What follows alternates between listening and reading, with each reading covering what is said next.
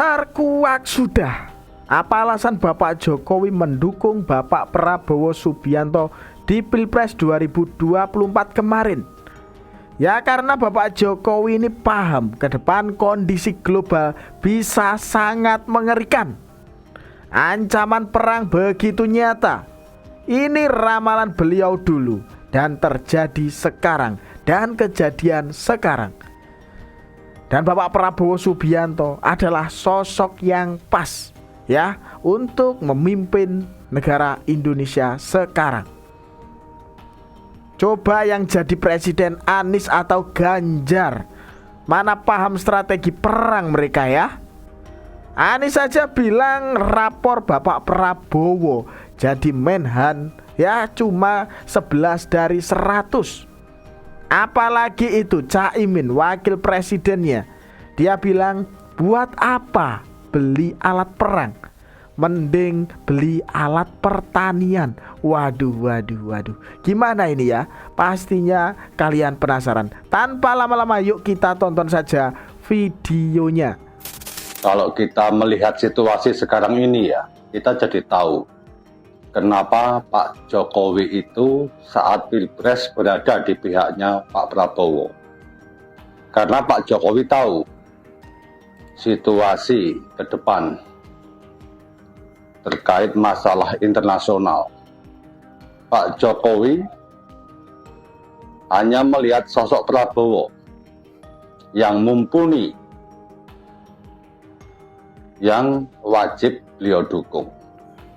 Andai kata sekarang ini presidennya Anies Baswedan, apa yang akan terjadi? Nah iya. Sekarang bisa dibayangkan. Bayangkan andai saja. Anies yang jadi presiden menghadapi situasi sekarang ini yang terkait dengan perang Iran dan Israel, sampai Amerika masuk terlibat di dalamnya, dan bisa jadi akan meluas sampai negara Asia. Coba kalian bayangkan saja ya, kalau dulu yang jadi presiden itu Abah Anies Baswedan bukan Bapak Prabowo Subianto, akan jadi apa Indonesia ini? Apa yang akan Anies lakukan? Karena saya tahu di belakang Anies ini, pendukung-pendukung Anies ini adalah orang-orang yang digerakkan oleh CEI, yang sudah bertahun-tahun itu tidak suka dengan Indonesia. Jadi saya yakin gerakan-gerakan selama ini memang untuk memperkeruh suasana NKRI. Kerjaan CEI kan itu, memperkerjakan orang-orang tolol untuk melemahkan pemerintah. Apalagi sekarang kita melihat Pak Prabowo luar biasa. Beliau mengambil sikap yang secara psikis lawan akan melihat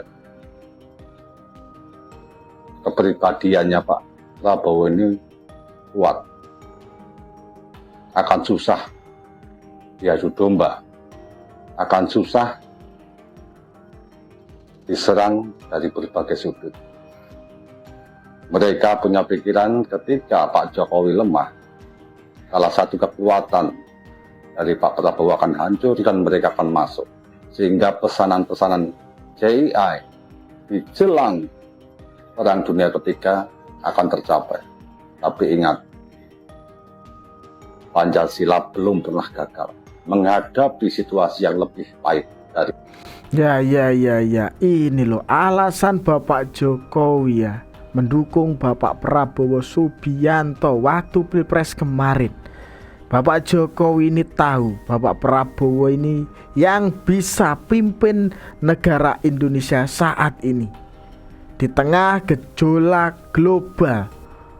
Ya ini kalian bayangkan sajalah ya, kemarin jika yang jadi presiden Abah Anies Baswedan yang jadi presiden itu loh ya, Indonesia akan jadi apa gitu loh. Coba bayangkan saja ya. Memang dia nggak, misalnya sekarang, Allah belum memberikan kepada dia tugas sebagai presiden karena Anies ditunggu di dunia internasional. Oke, bukan Para ditunggu di pemuja. penduduk DKI kembali. Enggak, Mas Anies Palestina tuh membutuhkan Anda. Oke. Ancaman perang dunia ketiga itu membutuhkan Anda, gitu loh. Jadi itu kalau saya bahasa sasmitanya ya, Ancaman dunia mencoba untuk ketiga. menerjemahkan apa maksud Allah tuh begitu. Misalnya Ya, ini loh ya, salah satu pemuja dari Abah Anies Baswedan, namanya Dokter Tifa. Katanya Abah Anies Baswedan ini dibutuhkan untuk hentikan perang dunia ketiga. Wah. Emang seperti itu ya abahmu itu? Hah? Sudah ditunggu di dunia internasional. Siapa yang nunggu? Hah? Ya seperti inilah ya anak abah mendambakan abahnya. Wah. Calon Wakil Presiden nomor urut 1 Muhaimin Iskandar menyindir soal utang Indonesia akibat pembelian alutsista. Menurut Caimin, negara tidak sedang perang, tapi membeli alat perang banyak patut dipertanyakan. Menurut Caimin, pertahanan yang sesungguhnya adalah pangan dan perjuangannya melalui para petani. Caimin menyebut utang lebih baik jika digunakan untuk alat pertanian daripada alat perang. Kami ucapkan selamat pagi dan selamat datang kepada Kalau kita nggak perang, kenapa kebanyakan utang beli alat perang? Lebih baik utang untuk beli alat pertanian. Ini loh ya, kita ini kan nggak lagi perang, tapi kenapa banyak beli alat perang? Ini ucapan dari Caimin, nih ya kan? Katanya lebih baik beli alat pertanian. Waduh, pertahanan Indonesia ini sangat penting. Swasembada pangan juga dipikirkan oleh Bapak Prabowo Subianto. Seperti itu. Tapi ya, kalau ini benar-benar ada perang, masa toh negara lain menggunakan alat-alat perang yang gimana ya, yang begitu canggih. Masa toh Indonesia ya mengandalkan traktor ya, atau gimana ini buat perang?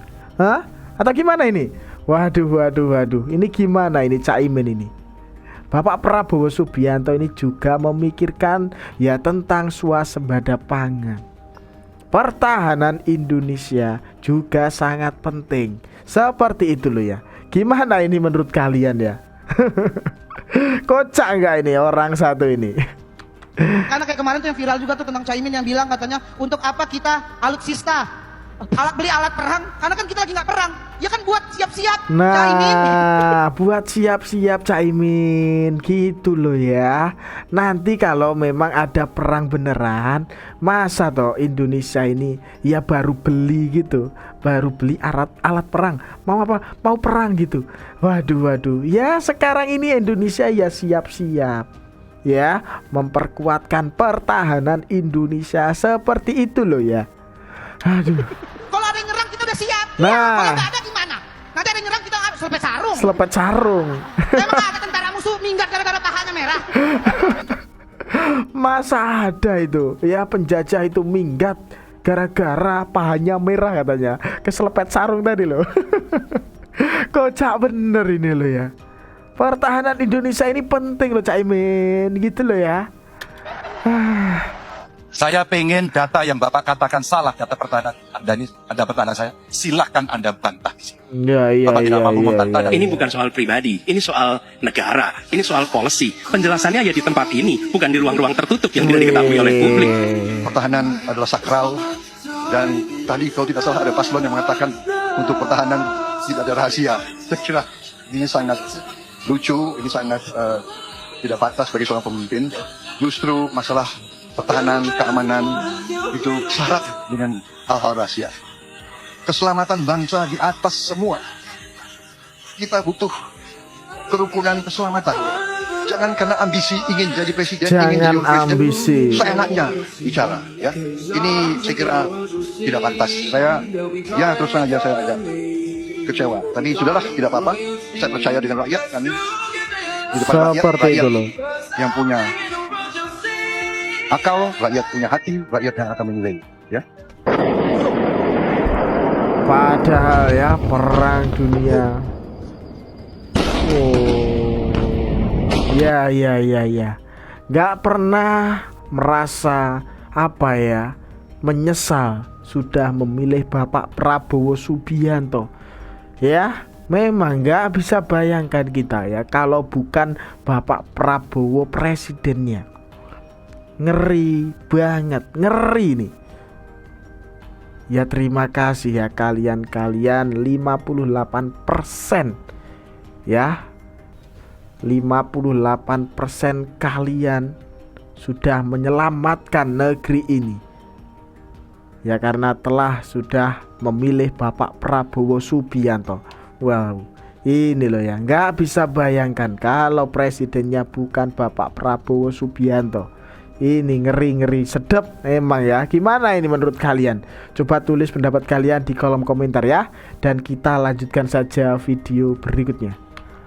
Dalam pertahanan keamanan kita tidak boleh menganggap tidak akan ada perang.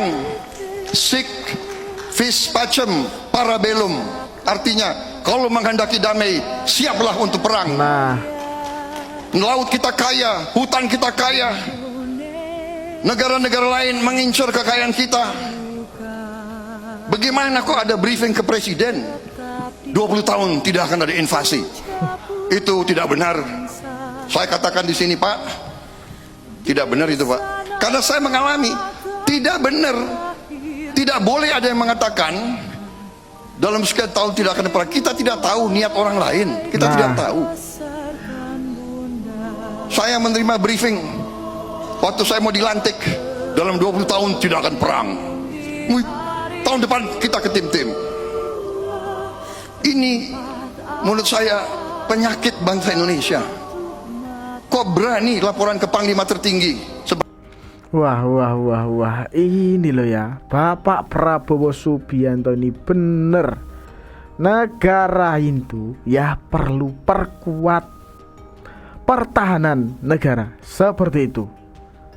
Ya dulu beliau ditertawakan ini itu. Kini beliau memperbaiki negara di saat dunia dalam keadaan perang seperti ini.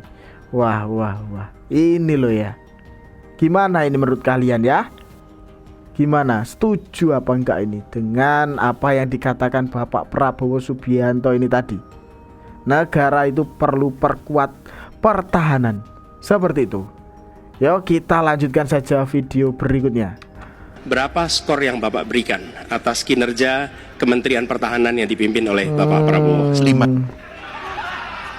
Menurut saya skornya justru di bawah 5, Mas Ganjar. Kalau 5 itu ketinggian, Pak Ganjar. Mas Anies gak usah takut. Disebut aja angkanya berapa gitu loh. Kayak saya gitu loh. Jangan di bawah 5, sebut aja berapa. 11, Mas. Dari 100. Ya kan, pastilah kalian ya sudah pada ngerti lah ini. Masih ingat kan kalian tentang ucapan mereka berdua tentang Bapak Prabowo Subianto? Hanya mengasih 5, nilai 5 dan 11 dari 100. Waduh, ini jelas-jelas menyepelekan ya Bapak Prabowo Subianto. Menyepelekan pertahanan Indonesia di tangan Bapak Prabowo Subianto. Wah, ini sungguh sangat keterlaluan ya. Ya mereka kok bisa-bisanya mengatakan seperti itu kepada Bapak Prabowo Subianto. Padahal Bapak Prabowo Subianto ini ya mampu menghadapi situasi dengan bijaksana seperti ini loh ya. Dan tenang. Bahkan orang lain akan melihat bahwa beliau ini adalah pribadi yang layak ya untuk dihormati tanpa perlu banyak bicara. Tapi kerja nyata ini seorang Bapak Prabowo Subianto Semangat terus ya Bapak ya, semangat terus. Semoga selalu diberikan kesehatan untuk Bapak Prabowo Subianto.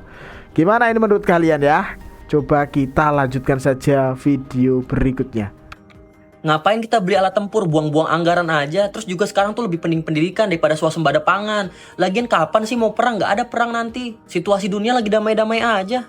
Tiba-tiba bulan Juni ini Donald Trump nyerang Iran di 3 fasilitas nuklirnya. Dan menariknya Pak Prabowo udah ngeramalin ini pas dia wawancara sama 7 jurnalis. Dia udah metain bahwa nanti mungkin 1 tahun, 2 tahun, 3 tahun ke depan ini situasi global sedang tidak baik-baik aja. Dan orang yang ngomong swasembada pangan gak penting, alat tempur itu gak penting, mereka gak ngerti geopolitik. Mereka mana paham situasi global seperti apa, jadi bisanya ngomong kayak gitu aja. Padahal kalau kalian mau tahu teman-teman, ini konflik di mana-mana tuh udah memanas, sampai di Laut China Selatan aja udah memanas. Yang ada di Laut Indonesia loh tuh, Natuna tuh.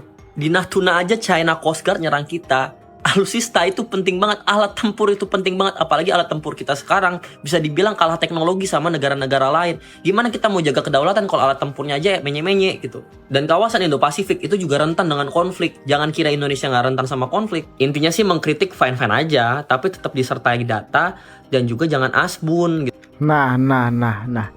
Dan Bapak Prabowo Subianto bilang, saya sudah pelajari ini berulang-ulang. Keren banget gak sih memiliki pemimpin yang paham situasi global dan masih mau belajar terus. Ya, seperti itu loh. Memiliki presiden sekeren ini. Ya gimana ini menurut kalian? Mempunyai presiden seperti ini kok masih disepelekan, masih direndahkan. Hah? Ini loh. Aduh, kembali lagi, gak bisa bayangin. Ya, dulu kalau yang jadi presiden itu Abah Anies maupun Ganjar, gak bisa bayangin Indonesia ini akan seperti apa. Seperti itu loh. Waduh. Gimana ini menurut kalian ya? Kita lanjutkan saja video berikutnya.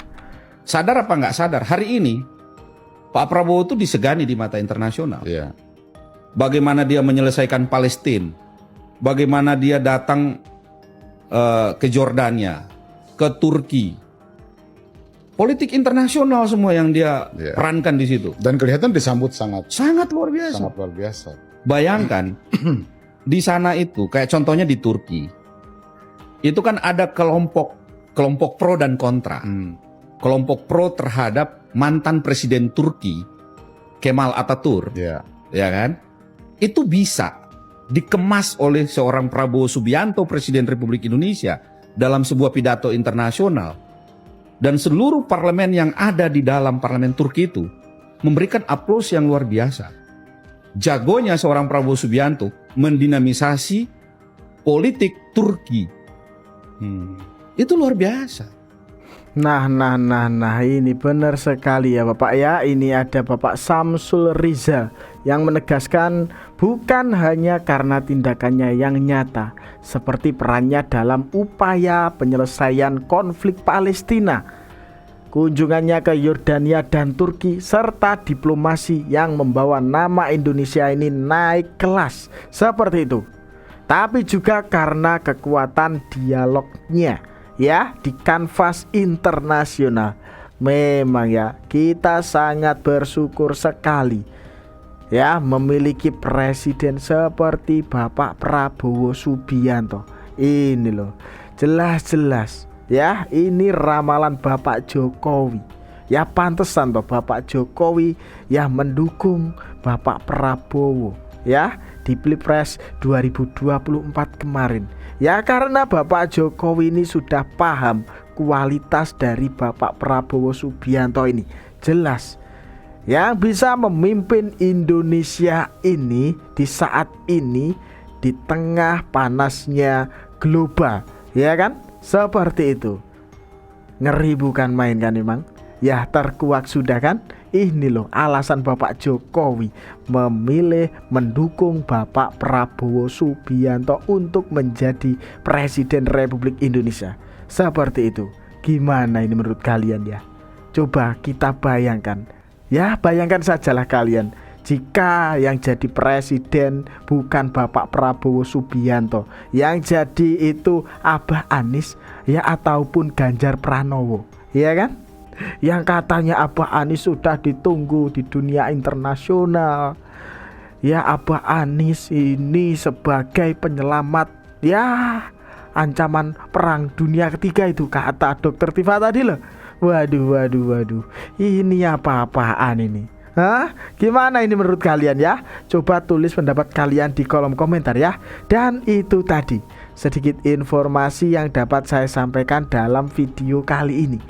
Ada kurang lebihnya saya mohon maaf ya. Sekian dari saya. Terima kasih.